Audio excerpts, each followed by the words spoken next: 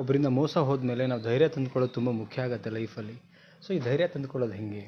ಎಷ್ಟೋ ಜನ ನಾನು ಕೌನ್ಸಿಲಿಂಗ್ ಮಾಡಿದಾಗ, ಸರ್ ನಮಗೆ ಧೈರ್ಯ ಸಾಲ್ತಿಲ್ಲ ಸರ್, ಅವರನ್ನು ಮರೆಯೋಕ್ಕಾಗ್ತಿಲ್ಲ, ಆ್ಯಂಡ್ ನಮಗೆ ಪ್ರತಿ ಕ್ಷಣವೂ ಕೂಡ ನಮಗೆ ಕೊರಗು ಸ್ಟಾರ್ಟ್ ಆಗಿದೆ ಸರ್, ಏನು ಮಾಡಬೇಕು? ನೋಡಿ, ಧೈರ್ಯ ಅನ್ನೋದು ನಾವು ನಮ್ಮ ಈ ಬದುಕಿನ ಮೂಲಗಳನ್ನು ಕೆದಕಿ ಹುಡುಕಿದಾಗ, ಈ ಬದುಕಿನ ವಿಚಾರಗಳನ್ನು ತಿಳ್ಕೊಂಡಾಗ ನಮಗೆ ಧೈರ್ಯ ಬರುತ್ತೆ.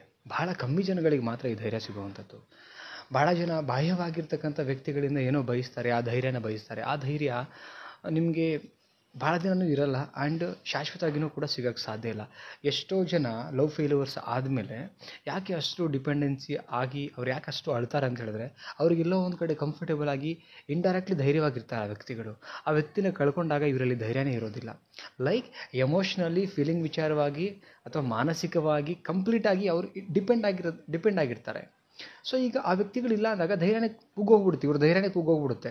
ಸೊ ಇಲ್ಲಿ ಮೇನ್ಲಿ ಧೈರ್ಯ ಇಲ್ಲದೇ ಇರೋದ್ರಿಂದ ಇವರು ಆ ವ್ಯಕ್ತಿಗಳನ್ನು ತುಂಬ ಹಂಬಲಿಸ್ತಾ ಇರ್ತಾರೆ. ಆ ವ್ಯಕ್ತಿಗಳು ಬೇಕು ಅಂತ ಜೀವನದಲ್ಲಿ ತುಂಬ ಕೊರಗ್ತಾ ಇರ್ತಾರೆ.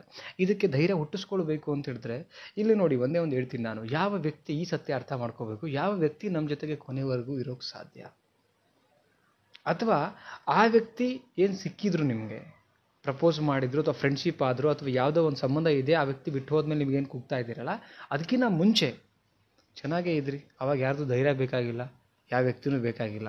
ಸೊ ಆವಾಗ ಪಾಸಿಬಿಲಿಟಿ ಇದೆ ಒಬ್ಬಂಟಿತನ ಅಂದರೆ, ಈ ವ್ಯಕ್ತಿ ಬಂದು ಹೋದ್ಮೇಲೆ ನೆಕ್ಸ್ಟ್ ಪಾರ್ಟಲ್ಲಿ ಯಾಕೆ ಪಾಸಿಬಿಲಿಟಿ ಇಲ್ಲ? ಸೊ ಇಲ್ಲಿ ನೀವು ಅವರಿಂದ ಬಯಸ್ತಾ ಇದ್ರಿ, ಬಾಹ್ಯವಾಗಿ ಧೈರ್ಯನ ಬಯಸ್ತಾ ಇದ್ದೀರಾ, ಅದಿಲ್ಲ ನೆಕ್ಸ್ಟು ಅಂಥೇಳಿ ನಿಮಗೆ ಇವತ್ತು ಕೊರಗು ಸ್ಟಾರ್ಟ್ ಆಗಿದೆ. ಇದು ಆ್ಯಕ್ಚುಲಿ ಇದ್ರ ಮೂಲ, ರೈಟ್? ಅದಕ್ಕಿಂತ ಮುಂಚೆ ಬದುಕಿದ್ದೀರಾ ಚೆನ್ನಾಗಿ, ಯಾರ್ದು ಧೈರ್ಯ ಎಕ್ಸ್ಪೆಕ್ಟೇಷನ್ ಇಲ್ಲ, ಯಾರ ಧೈರ್ಯನೂ ಯಾರ ಮೇಲೆ ಡಿಪೆಂಡ್ ಆಗ್ದಿರಾ, ನೀವು ಆ ವ್ಯಕ್ತಿಗಳು ಸಿಗೋಕ್ಕಿಂತ ಮುಂಚೆ ಬದುಕಿದ್ದೀರಾ ಅಂದಮೇಲೆ ಅದ್ರ ಮುಂದೆನೂ ಪಾಸಿಬಿಲಿಟಿ ಇದೆ. ಆ್ಯಂಡ್ ಇನ್ನೊಂದು ಮಾತು ಏನು ಅಂತ ಹೇಳಿದ್ರೆ, ಇಲ್ಲಿ ನೀವೆಷ್ಟೇ ಕೊರಗಿದ್ರೂ ಅಥವಾ ಎಷ್ಟೇ ಆ ಪ್ರಾಬ್ಲಮ್ ಬಗ್ಗೆ ಫೋಕಸ್ ಅಂದರೆ ಬಿಟ್ಟು ಹೋಗಿರ್ತಕ್ಕಂಥ ವ್ಯಕ್ತಿಗಳು ಬಿಟ್ಟು ಹೋದ ಅಂತ ಕೊರಗಿದ್ರೂ ಒಂದು ಅರ್ಥ ಮಾಡಿಕೊಡಿ, ರೈಟ್? ಯಾವ ವ್ಯಕ್ತಿ ನಿಮ್ಮ ಜೊತೆಗೆ ನೀವು ಸಾಯೋ ತನಕ ನಿಮ್ಮ ಏನು ಚಿತೆ ಇದೆಯಲ್ಲ ಅದ್ರ ಮೇಲೆ ನಿಮ್ಮ ಜೊತೆಗೆ ಯಾರು ಸಾಯ್ತಾರೆ? ಸಾಧ್ಯ ಇದೆ ಅದು ಸಾಧ್ಯ ಇಲ್ಲ ಅಂದಮೇಲೆ ಈ ವ್ಯಕ್ತಿಗಳು ನಿಮ್ಮ ಜೊತೆ ಹೇಗೆ ಶಾಶ್ವತವಾಗಿ ಇರೋಕ್ಕೆ ಸಾಧ್ಯ? ಯಾವುದೋ ಒಂದು ರಂಗಲ್ಲಿ ಹೇಗೋ ನಮ್ಮನ್ನು ಬಿಟ್ಟು ಹೋಗುವಂಥದ್ದು ಈ ಜಗತ್ತಿನ ನಿಯಮ, ಪ್ರಕೃತಿಯ ನಿಯಮ. ಅಂದಮೇಲೆ ನಮ್ಮ ಸಾವಿನ ತನಕ ಯಾವ ವ್ಯಕ್ತಿಗೂ ಜೊತೆಗೆ ಬರಲ್ಲ ಅಂದಮೇಲೆ ನಾವು ಒಂದು ಅರ್ಥ ಮಾಡ್ಕೊಬೇಕು, ಇನ್ನೊಬ್ಬರನ್ನ ಬಯಸೋದು ಬಿಡಬೇಕು. ಸಪೋಸ್ ಯಾರು ಇರ್ತಾರೆ ಅವರೊಟ್ಟಿಗೆ ಅಡ್ಜಸ್ಟ್ ಆಗೋಣ, ಯಾರು ಬಿಟ್ಟು ಹೋಗ್ತಾರೆ ಅವ್ರ ಬಗ್ಗೆ ನಾವು ಅಂದರೆ ಲೈಕ್ ವಿಚಾರ ಮಾಡಿದ್ರೆ ಬಿಟ್ಬಿಡೋಣ. ಬಿಕಾಸ್ ಪ್ರಕೃತಿ ಸಾಗ್ತಾ ಇರತ್ತೆ, ಜಗದ ನಿಯಮ ಇದು. ಆ್ಯಂಡ್ ಇಲ್ಲಿ ನಾವು ಕೂಡ ಪರ್ಮನೆಂಟ್ ಅಲ್ಲ ಅನ್ನೋ ಸತ್ಯನೂ ಕೂಡ ತಿಳ್ಕೊಬೇಕಾಗತ್ತೆ. ಪ್ರತಿ ವಿಡಿಯೋದಲ್ಲೂ ಕೂಡ ಇದನ್ನು ನಾನು ಸಾರಿ ಹೇಳ್ತಾ ಇದ್ದೀನಿ, ಏನು ನಾವಿಲ್ಲಿ ಪರ್ಮನೆಂಟ್ ಅಲ್ಲ, ನಮ್ಮ ಪ್ರಾಬ್ಲಮ್ಗಳು ಪರ್ಮನೆಂಟ್ ಅಲ್ಲ, ನಮ್ಮ ವಿಚಾರಗಳು ಪರ್ಮನೆಂಟ್ ಅಲ್ಲ. ಓಕೆ, ನಾವೇ ಇಲ್ಲಿ ಪರ್ಮನೆಂಟ್ ಇಲ್ಲ. ಈ ಭೂಮಿಗೆ ನಾವು ಜಸ್ಟ್ ಒಂಥರ ಹೇಗೆ ಅಂತ ಹೇಳಿದ್ರೆ, ಯಾರೋ ಒಂದು ಬೀಗ್ರ ಮನೆಗೆ ಬಂದ ಹಾಗೆ ಮತ್ತೆ ವಾಪಸ್ ನಾವು ಹೋಗಲೇಬೇಕು. ಅಂದಮೇಲೆ ಯಾಕೆ ಕೊರಗ್ತಾ ಇದ್ದೀರಾ? ಆ್ಯಂಡ್ ಆ ವ್ಯಕ್ತಿ ಬಿಟ್ಟು ಹೋದ್ಮೇಲೆ ನೀವೇನು ಕೊರಗ್ತಾ ಇದ್ದೀರಿ, ಏನು ಕಣ್ಣೀರು ಹಾಕ್ತಿದ್ದೀರಿ? ಸರಿ ಹೋಗುತ್ತಾ ಅದರಿಂದ? ಯೋಚನೆ ಮಾಡಿ. ನೀವು ಕೊರಗೋದ್ರಿಂದ ಸರಿ ಹೋಗುತ್ತಂದ್ರೆ ಕೊರಗಿ, ಆ ವ್ಯಕ್ತಿ ನಿಮ್ಮ ಜೊತೆ ಸರಿ ಹೋಗ್ತಾನೆ. ನೀವು ಸಾಯೋ ತನಕನೂ ಕೂಡ ನಿಮ್ಮ ಚಿತೆಯವರೆಗೂ ಬರ್ತಾನೆ ಅನ್ನೋದಾದ್ರೆ, ಅಥವಾ ಚಿತೆ ಮೇಲೆ ನಿಮ್ಮ ಜೊತೆ ಅವನು ಕೂಡ ಬೆಂಕಿನಲ್ಲಿ ಬರ್ತಾನೆ ಅಂತ ಹೇಳಿದ್ರೆ ಬಯಸಿ. ಸತ್ಯ ಗೊತ್ತಾಗಿದೆಯಲ್ಲ, ಅಂದಮೇಲೆ ಯಾಕೆ? ಆ್ಯಂಡ್ ಯಾವುದೋ ವ್ಯಕ್ತಿಗೋಸ್ಕರ ನೀವು ಅಳ್ತಿದ್ದೀರಲ್ಲ, ಇಲ್ಲಿ ನಿಮ್ಮ ಬಗ್ಗೆ ನಿಮಗೆ ಅರಿವಿಲ್ಲ ಅಂತ ಅರ್ಥ.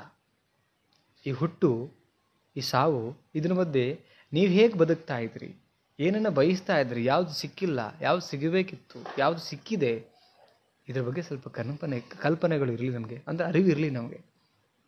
ಆವಾಗ ಮಾತ್ರ ಈ ಧೈರ್ಯ ತನ್ನಿಂತಾನೇ ಬರುತ್ತೆ. ಯಾವಾಗ ನಮ್ಮ ಜೀವನ ಎಲ್ಲಿ ಶಾಶ್ವತ ಇಲ್ಲ ಅಂದಮೇಲೆ ಇದಕ್ಕಿಂತ ದೊಡ್ಡ ಧೈರ್ಯ ಬೇಕು ನಮಗೆ.